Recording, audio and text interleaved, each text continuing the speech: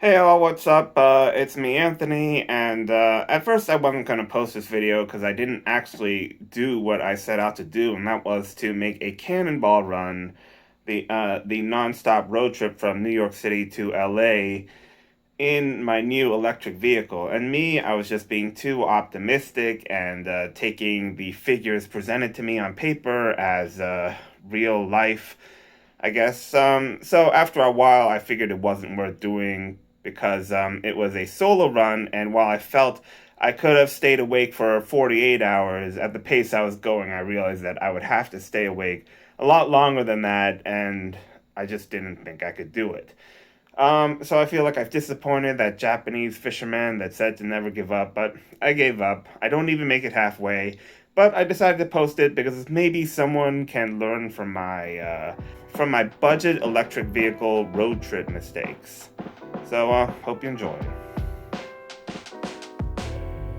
Hey everybody, what's going on? It's me, Anthony, and in just a few moments' time, I'll be heading across the Hudson River to start the electric solo Cannonball Run, nonstop from New York City to LA, about 2,800 miles in an electric vehicle. It will be a lot slower than the gas car because I have to charge, and not only that, I'm doing it in that Hyundai Kona Electric in 2023. It's a pretty slow DC fast charging rate, so it's gonna take a while. I'm not doing this just for shits and giggles. I'm actually here to set a record, a solo electric vehicle Cannonball Run. And do you know what? I have a feeling I am gonna get that record. Do you know why? Because as far as I know, the record does not exist. I want to set the bar high. I'll be heading across the Hudson River to the iconic Red Ball Garage to get this electric solo Cannonball Run started. I'm sort of excited, I'm sort of nervous, but I think it's gonna go all right. Okay, there she be, the iconic Red Ball Garage. Yeah, I'm just gonna start this off. All right, so let's do this here. All right, so let's reset this. What is happening here? And I don't know what this car here is doing. It's making me nervous. Please don't hit me. Let's just start the timer and get off. I don't know what this car is doing here. It's making me nervous as all hell. Dude, what are you doing? God. All right, let's just start it, and I'm gonna head off right now. But hold on. All right, so we're starting it. All right, we just started the timer. I'm just gonna get going. So the first order of business was to get out of Manhattan. And for this old suburbanite, that was surprisingly easy. I just used Google Maps. I thought I would go out the Lincoln Tunnel the same way I came in. But it turns out Google Maps had a different plan for me, and I got to drive around these Manhattan streets a little more. One thing you'll realize if you drive these streets is that lane lines don't really matter, so do whatever, it's a free-for-all.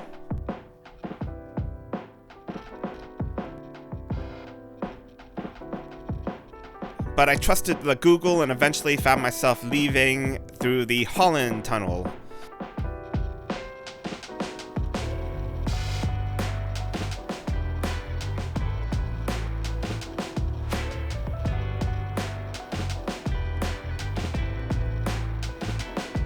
And I was looking for the light at the end of the tunnel, and in all scenarios, I hoped it would be New Jersey. Not only that, it was Jersey City, New Jersey.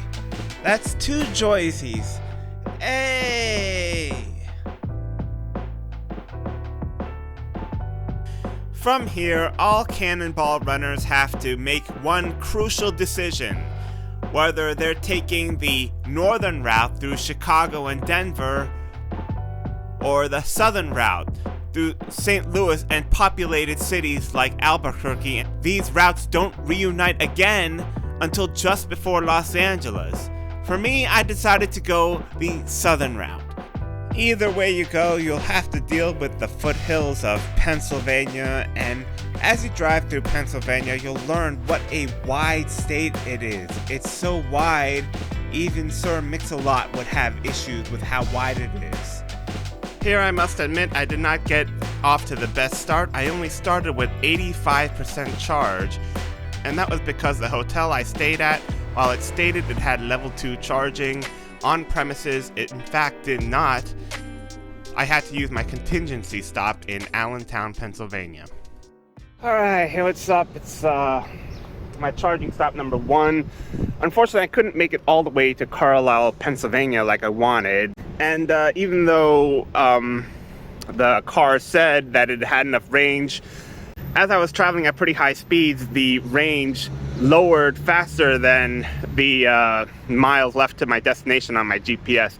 So I was just getting more and more nervous. It went from like a 30-mile difference, 29, 28, 27, and then I was still like over 100 miles from my destination. So I was like, I better take this quick charging stop to Allentown.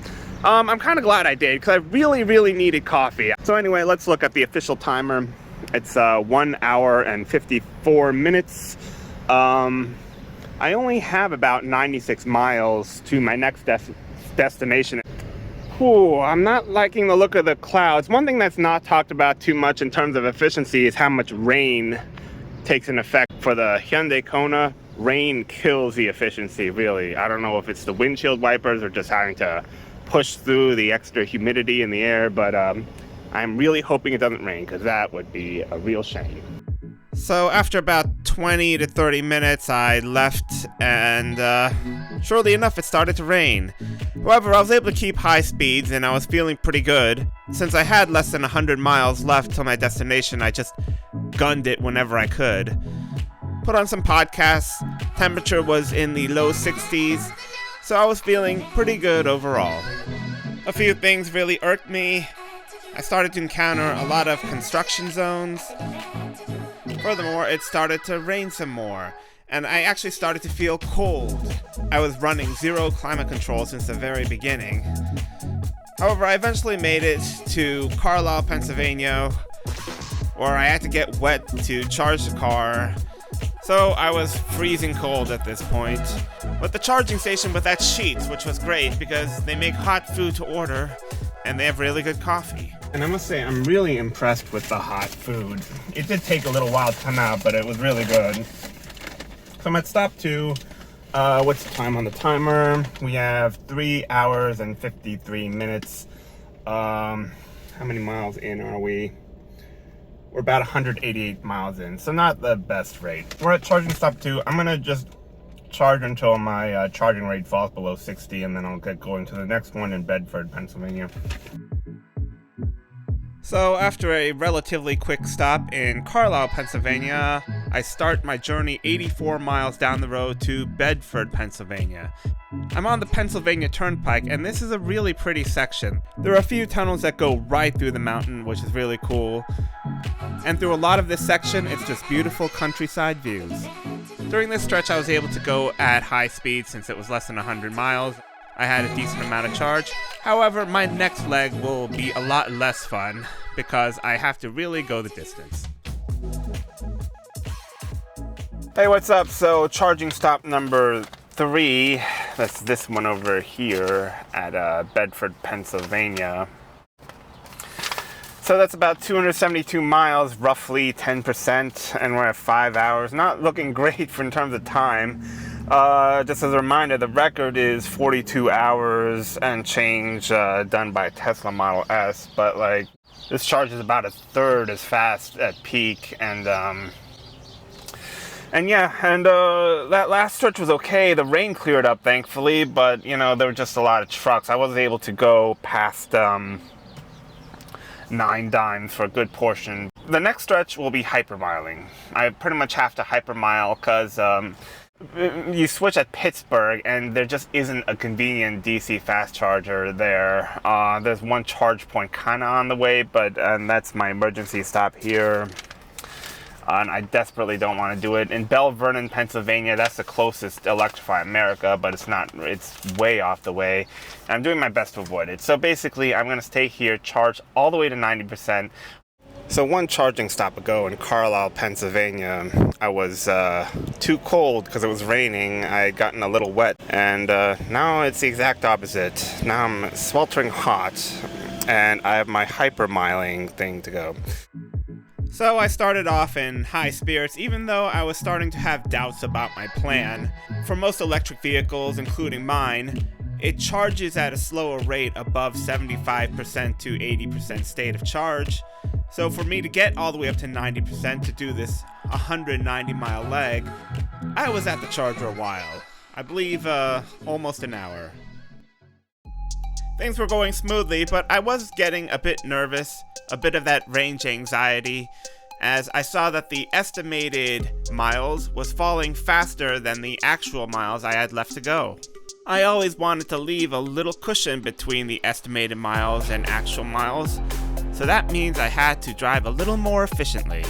The downside to that, of course, is that I was simply not covering miles at the rate I wanted to cover miles, and it was frustrating. But I also didn't want to be left with an empty battery. Alright, what's going on? So I am hypermiling right now as I enter Ohio. I am about to pass Belle Vernon, Pennsylvania, which is pretty much the only Electrify America charger between where I was in Bedford, Pennsylvania and Cambridge, Ohio. My longest stretch yet of 190 miles. And apologies for how greasy I look, because I am sweating quite a bit.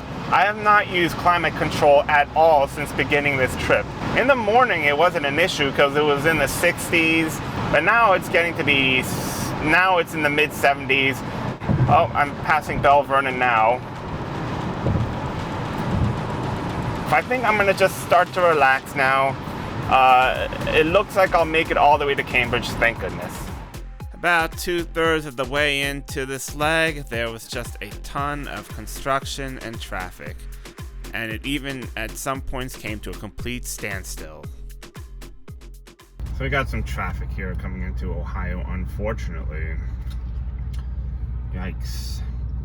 Not good for the Cannonball Run, but probably not uncommon. I'm not sure what's going on exactly. I'm a little bit nervous. Okay, let's have this. I have 62 miles to get to Cambridge, Ohio. I have 86 miles on the range estimator. 400 miles total into the trip.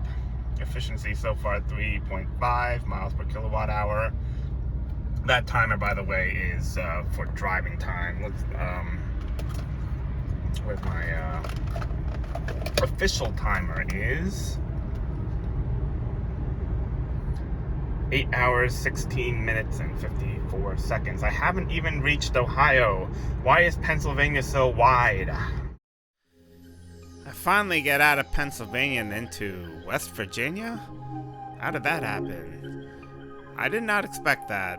I wasn't in West Virginia long because I soon found my way into the state of Ohio.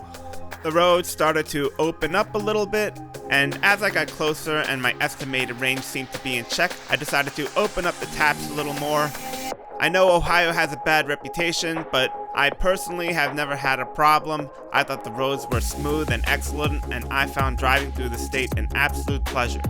It seems like the rushing didn't matter because as soon as I arrived in Cambridge, I encountered charging problems and a queue. So yes, major frustrations behind me. I'm not gonna film them because it's rude, but basically, two of these chargers are offline, so we basically have two working ones. One Polestar is charging. Hope that'll be done fairly soon, I think. And then we have another Hyundai Kona. Now, luckily, I don't think these guys are gonna take that long, but dang, I mean, what a way to increase the time. I mean, it's like stuff like this that makes you want to just go home. Because, like, I have no other option here. I'm in Cambridge, Ohio. So this is the only one here. I mean, this is the biggest issue with the non-Tesla network. It's just not super, super reliable. I mean, issues I have right now is that I have to pee really badly. And I'm hot because I had no climate control and it's the middle of the day. So let's look. Right now we have 9 hours, 47 minutes. It's 4:39 in the afternoon. Again, I started this at 6:51 a.m. A spot eventually opened up for me to plug in the car, and it worked fine. So I decided to go into the Walmart in Cambridge, Ohio. It's been a while since I've seen someone wear a mullet, but that's kind of like what I'm seeing here, which is nice. But I gotta say, the weather's really nice here in Ohio. It's like cool breeze going through. So we're gonna be heading off. I have 16 minutes till 80%. We're at 59 kilowatts charging. I think I have enough to go to Columbus. I might do that because I know in Columbus I have options. So far the timer is 10 hours, 38 minutes. It's 5:30 p.m. Again, we started at 6:51 a.m. Eastern. I'm still in Eastern time zone right now.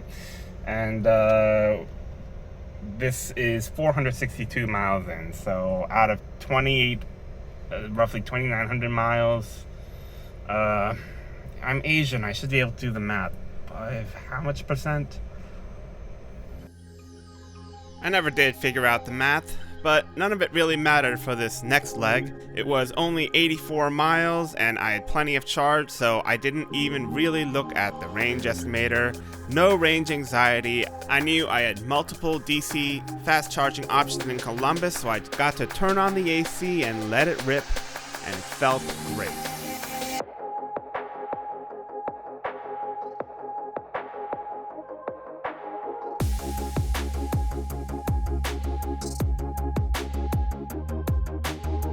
Things only slowed down once again once I got into the Columbus metro area, which I have to admit, I didn't think Columbus would be this large and developed. My preconception was that it was more of a small town, but that just goes to show you how little I know about the state of Ohio. Hey, what's going on? So I made it here to Columbus, Ohio at another Walmart. The Walmart is all the way over there. I mean, one thing I will say about this is that look at how much space this shopping center takes. I mean, it's probably like a quarter mile for me to get over to the Marshalls or something. On the East Coast, like, shopping centers don't look like this, let's just say. I'm not saying it's good or bad. It's just like amazing to see how much space there is out in the Midwest, out in Columbus, Ohio.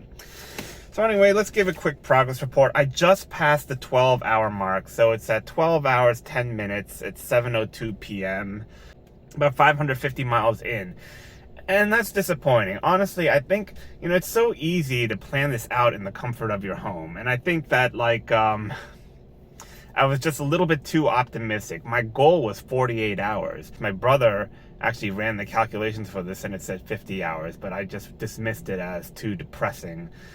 So this is going to take a little bit longer than I thought it would. I'm at 550 miles, and I was hoping to be a quarter of the way through 12 hours in, but really I'm 150 miles short of where I want to be. So when am I going to finish this, So where are we now?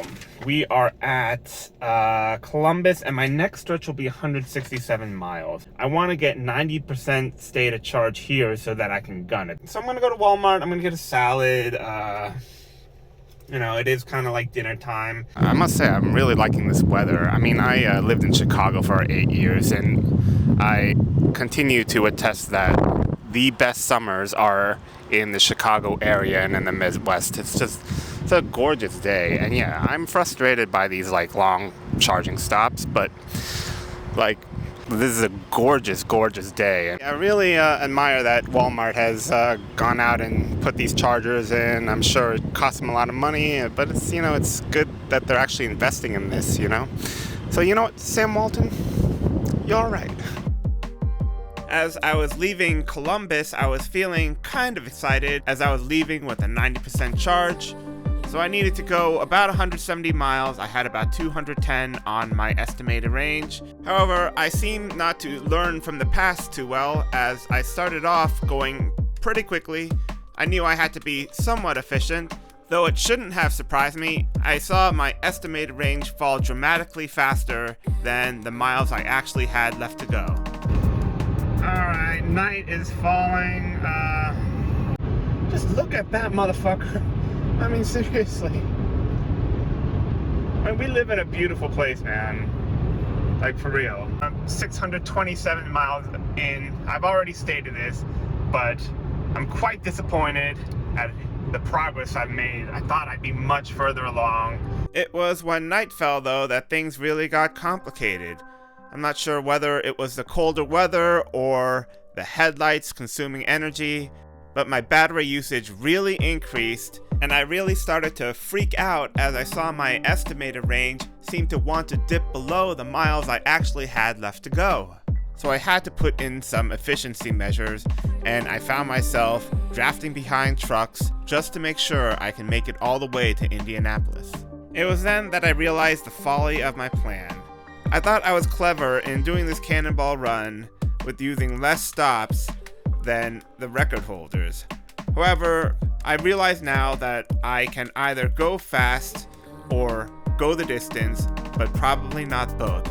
And I knew from the start that I wanted to go fast. I realized that I had to drive faster and stop more often, but that would expose my car's biggest weakness, its charging speed. It just wasn't the right car for the job. And honestly, I felt a little afraid as the communities around me started to disappear and become less common. I started to feel that frontier spirit of just driving off west into the night with an uncertain future. So I knew that once I got to Indianapolis, I had a lot of thinking to do.